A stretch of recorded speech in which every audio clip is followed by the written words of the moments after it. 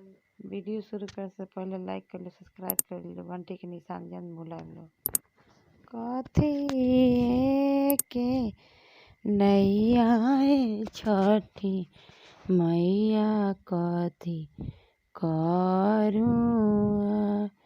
अरे कथी के नैया छठी मैया कथी करूँ, अरे कथी के बोझल नैया गम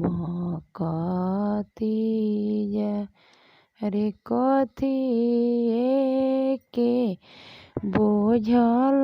नैया गम कथी,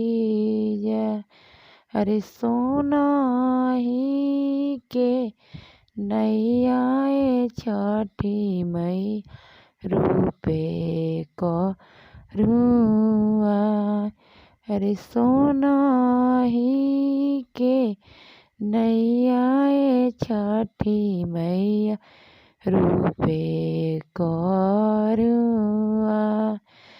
अरे नेमुआ शरीफवा के बोझल नैया गम कथी, अरे नेबुआ शरीफवा के बोझल नैया गम कथी, अरे केरावा नरियलवा के बोझल नैया गम कथी, अरे ऊखिया मुरैया के बोझल नैया गम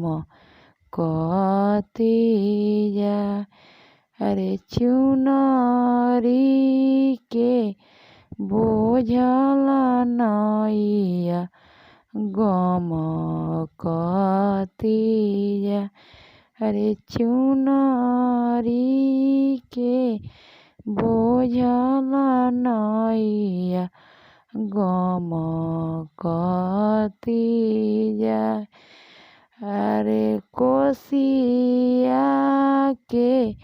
भरल नैया गम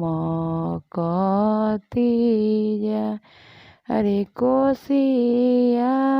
के भरल नैया